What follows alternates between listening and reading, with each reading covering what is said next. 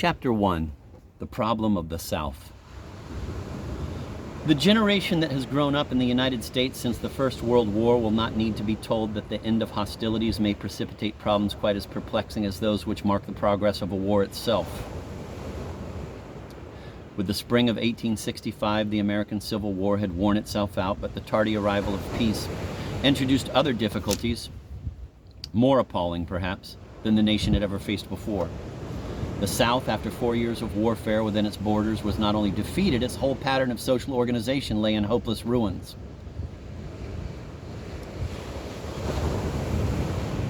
How were the people of the New South to live? What was to be the status of the freedmen? When and how were the normal processes of government to be resumed? Nor were the problems of the day confined wholly or even mainly to the South. The government of the United States, and indeed the governments of the northern states also, had become accustomed to the exercise of unusual wartime prerogatives. Were these practices to become permanent, or were they to be trimmed to fit the needs of peace? 1 million men were under arms. How could their speedy absorption into the ordinary walks of life be best facilitated? A huge national debt, an inflated currency, and an overgrown system of taxation were parts of the inevitable legacy of war. What should the new financial picture be like? Manufactures of many sorts and kinds, stimulated by war orders and war profits, had reached a phenomenal development. Could their prosperity be preserved with the nation at peace? Agriculture, too, particularly in the Northwest, had expanded abnormally. How were the farmers to find markets for their produce? Less tangible, but no less important, the peoples of North and South for full 4 years had unbridled their prejudices, each against the other, and had carefully nourished their hatreds. How were the two parts of the restored Union ever to become one again in spirit? How could they learn to forgive and forget? Reconstruction is the label that historians have generally applied to these post-war years. The word gained currency on the eve of the Civil War, when a reconstruction of the Union that would satisfy the South was often suggested as an alternative to secession. It was applied during and immediately after the war to the reconstruction of loyal governments. It was applied during and immediately after the war to the reconstruction of loyal governments in states from which secessionist officials had fled. As a descriptive term, it leaves much to be desired. Neither the pre-war South nor the pre-war Union could ever be rebuilt or restored. Out of the ordeal of war and its aftermath, there emerged a new nation, a nation so different from the old that the term revolution would scarcely overstate. But reconstruction has the sanction of long usage, and properly redefined, it may still be permitted to serve. In a narrow sense, reconstruction means the process by which state government was revived in the South. Broadly speaking, it must include all the drastic transformations of the period, both North and South.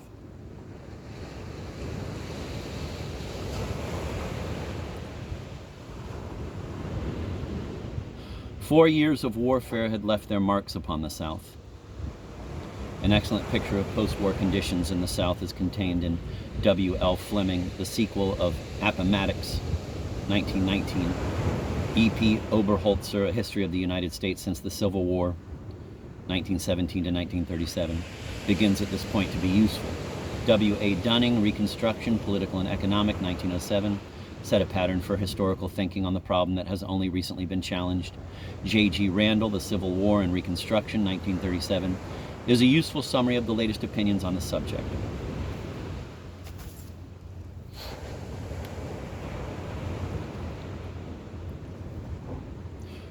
Four years of warfare had left their marks upon the South. Armies had marched, camped, foraged, and fought in practically every southern state, and in some of them almost continuously. Sherman's exultant report of the desolation wrought by his column on the way from Atlanta to the sea speaks for itself. Quote, "We have consumed the corn and fodder in the region of country 30 miles on either side of a line from Atlanta to Savannah, as also the sweet potatoes, cattle, hogs, sheep, and poultry, and have carried away more than 10,000 horses and mules, as well as a countless number of slaves. I estimate the damage done to the state of Georgia and its military resources at 100 million, at least 20 million of which has inured to our advantage, and the remainder is simple waste and destruction." As Sherman's army turned northward into South Carolina, it vented its fury upon the state that most Northerners held responsible for starting the war.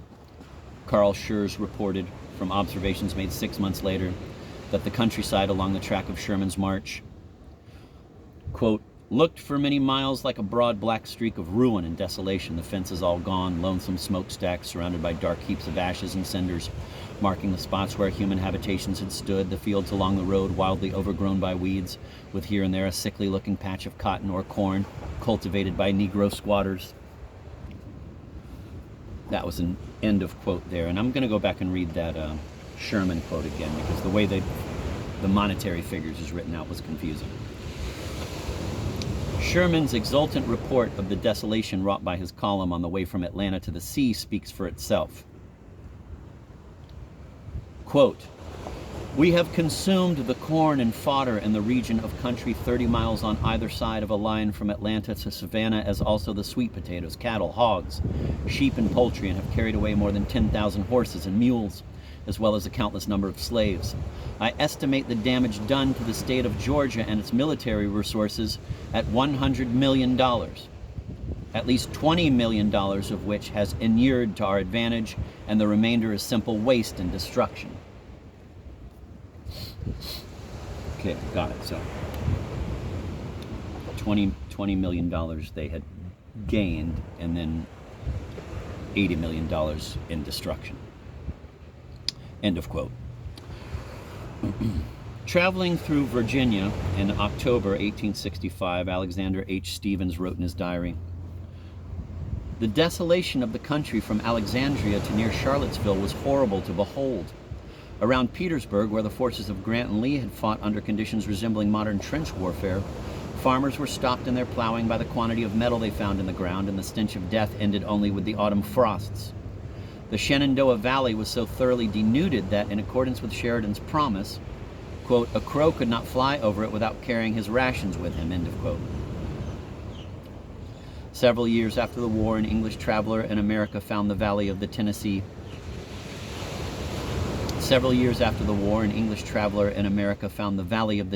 little better.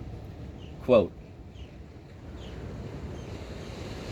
it consists for the most part of plantations in a state of semi-ruin, and plantations of which the ruin is total and complete. The trail of war is visible throughout the valley in burnt-up gin houses, ruined bridges, mills, and factories, of which latter the gable walls only are left standing, and in large tracts of once cultivated land stripped of every vestige of fencing. The roads, long neglected, are in disorder, and having in many places become impassable. New tracks have been made through the woods and fields without much respect to boundaries. Borne down by losses, debts, and accumulating taxes, many who were once the richest among their fellows have disappeared from the scene, and few have yet risen to take their places, end of quote. And the footnote says, Robert Summers, The Southern States Since the War, 1870 to 71, page 114. This is typical of the great mass of travel literature on the South. That's the end of the footnote. The site of Charleston, once the proudest city of the South, moved the war-hardened Schurz to rhetoric. Quote, there was no shipping in the harbor except a few quartermaster's vessels and 2 or 3 small steamers. We made fast to a decaying pier constructed of palmetto logs. There was not a human being visible on the wharf. The warehouses seemed to be completely deserted. There was no wall and no roof that did not bear eloquent marks of having been under the fire of siege guns. Nothing could be more desolate and melancholy than the appearance of the lower part of the city immediately adjoining the harbor. Although the military authorities had caused the streets to be policed as well as possible, abundant grass had still grown up between the paving stones. The first living object that struck my view was a dilapidated United States cavalry horse bearing the mark IC, inspected and condemned, now peacefully browsing on the grass in a Charleston street. A few cows were feeding in a vacant lot nearby, surrounded by buildings gashed and shattered by shell and solid shot. The crests of the roofs and the chimneys were covered with turkey buzzards, who evidently felt at home and who from time to time lazily flapped their wings and stretched their hideous necks. Proceeding higher up into the city, we passed through a part of the burned district, looking like a vast graveyard with broken walls and tall blackened chimneys for monuments. overtopped by the picturesque ruins of the cathedral, end of quote. And then footnote number 2 says, the reminiscences of Carl Schurz, 1908.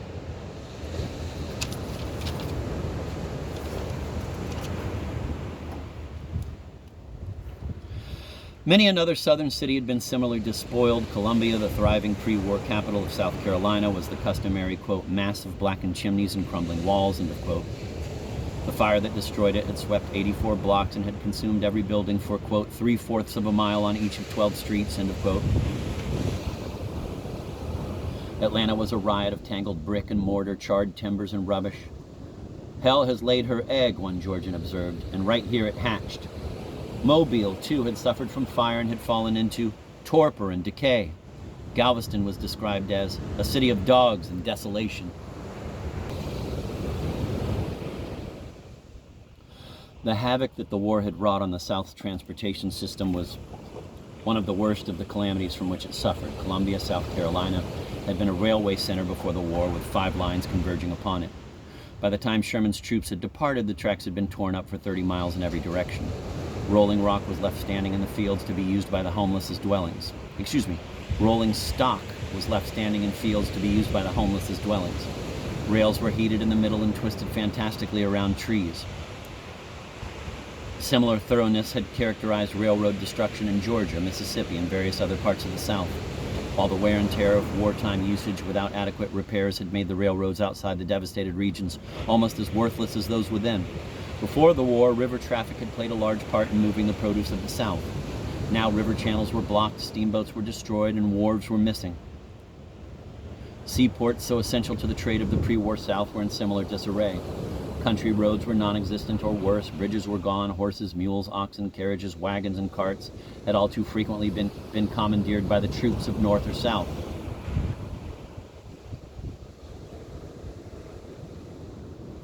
Property losses suffered in the states of the former... God damn these fucking pages. Excuse me. Property losses suffered in the states of the former Confederacy should include numerous other items. The Confederate bonds, both state and national, into which much Southern capital had gone, had ceased altogether to be of value. So also had Confederate currency. Banks were closed, factories were idle, land values had toppled to nearly nothing. Business in general was shattered. Property and slaves, which before the war accounted for so much of the South's wealth, was completely wiped out. Worse still, confiscation, contrary to a common opinion, took a heavy toll from the scanty resources of the defeated states.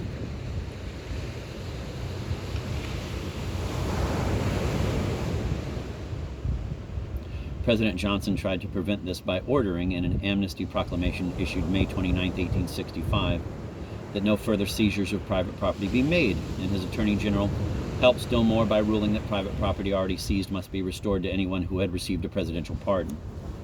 But it was generally agreed that the property of the Confederate government was now the property of the United States, and that all such property must be located and attached.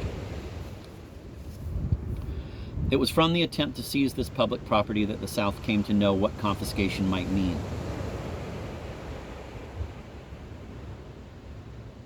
Agents of the Treasury Department sent South on a 25% commission basis to locate the 150,000 bales of cotton that the Confederate government was supposed to have had on hand at the close of the war, developed a tendency to take whatever cotton they happened to find and to turn over to the United States only such of their takings as they saw fit.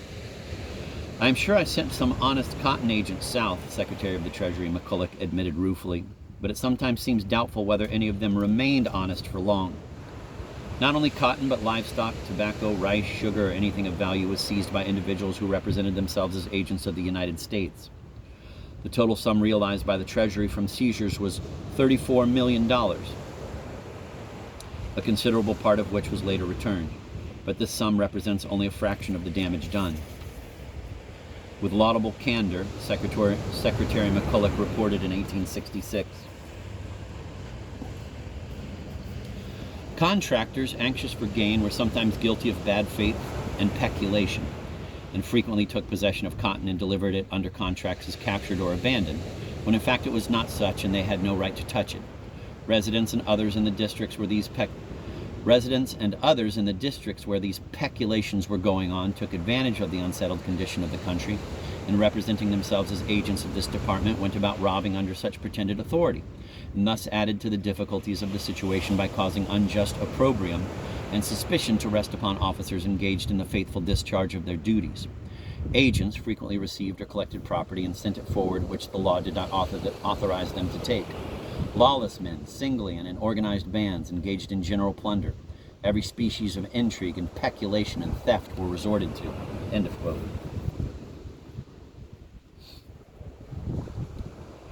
In assessing the damage done the South by the war, the personal element must not be ignored.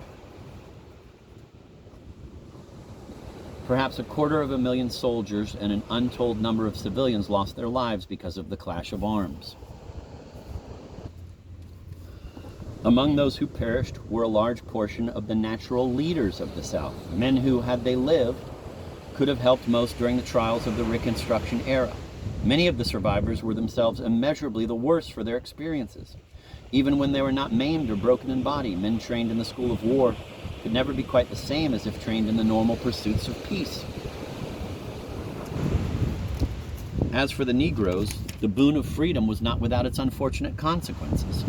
Before the end of the war, hundreds of thousands of them were already free soldiers in the United States armies. Others were merely camp followers and refugees. The downfall of the Confederacy plunged all the rest into freedom, a state of society for which they were almost totally unprepared. As slaves, they had looked to their masters for food, shelter, and protection. As free men, they had little idea how to provide such things for themselves. Freedom meant freedom from work and the right to leave the plantation at will. That it might carry with it unpleasant responsibilities, few of the Negroes were able to understand. Some stayed with the old masters and worked on as if nothing had happened. Others wandered away to places they had never seen before. During the spring and summer of 1865, they could be found in bands like gypsies, roving the country and emulating Sherman's bummers in their search for food. From one point of view, the abolition of slavery had cost the South nothing. The Negroes were still there, and they could do as much work as ever before, if only they would. But the evidence compounded that most of the ex-slaves, temporarily at least, had no will to work. And with the blacks constituting nearly 40% of the total population, this was a frightfully serious matter. At the present time, the people of the United States, or of any other great power, if confronted with such a condition as existed in the South of 1865, would take it for granted that the government must play the principal part in restoring the economic life of the war-stricken section. In the middle of the 19th century, however, there were few who would have thought of such a thing. The less government, the better was still the dominant philosophy, not only of the Democrats, but also of the great majority of the Republicans. Indeed, the doctrine of rugged individualism, whether derived from the experience of the American frontier or from the writings of European savants, or from both, was never more universally accepted. In the main, therefore, the economic problems of the South were regarded as the concern of individuals rather than of the government. And in their solution, the government gave only incidental assistance. The necessity of direct aid for the freedmen, however, was something that could not easily be overlooked. The power of the national government had been used to free the slaves, hence the Negroes, now that they were free, had become in a sense the wards of the nation. The freedmen themselves were by no means unaware of this obligation. Just as their masters had cared for them in the past, so now they expected their deliverers to look after them. That Congress was ready to accept such responsibility, at least for a limited time.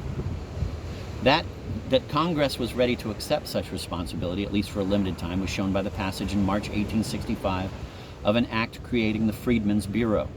This organization, which was to last for a year after the close of the war, was to be set up in the War Department under a commissioner appointed by the President, and an assistant commissioner for each of the insurrectionary states.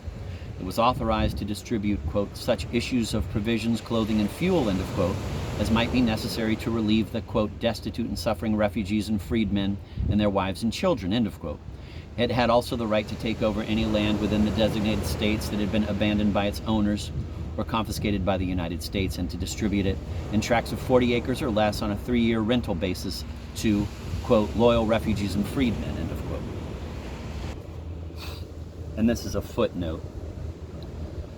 W.E.B. Du Bois, Black Reconstruction, 1935, and A.A. Taylor, The Negro in South Carolina During the Reconstruction, 1924, present the problem from the Negro's point of view.